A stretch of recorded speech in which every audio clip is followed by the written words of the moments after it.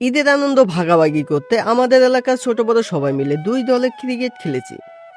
আর রাত শেষে সবাই একসাথে বসে খিচুড়ি খেয়ে সুন্দর একটা স্মৃতি তৈরি করেছি। আর এই আনন্দের সবকিছু থাকছে আজকের ভিডিওতে। চলুন শুরু করা যাক। ঈদ মানেই শুধু নতুন জামা নয়, ঈদ মানে একসাথে আনন্দ করা। আজ আমরা আমাদের এলাকায় ছোট বড় সবাই মিলে ঠিক করলাম একটু ভিন্নভাবে ঈদের আনন্দ উদযাপন করব। সকাল থেকেই সবাই জড়ো হতে শুরু করলো মাঠে।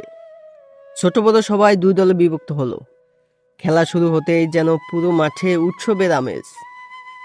কেউ ব্যাটিং করছে, কেউ বোলিং করছে, আর চারপাশে সবাই চিৎকার করে উৎসাহ দিচ্ছে। এক একটা শট, এক একটা উইকেট, সবকিছু ছিল দারুণ মজা। হাসি আনন্দ আর মজার মধ্যেই খেলা শেষ হলো।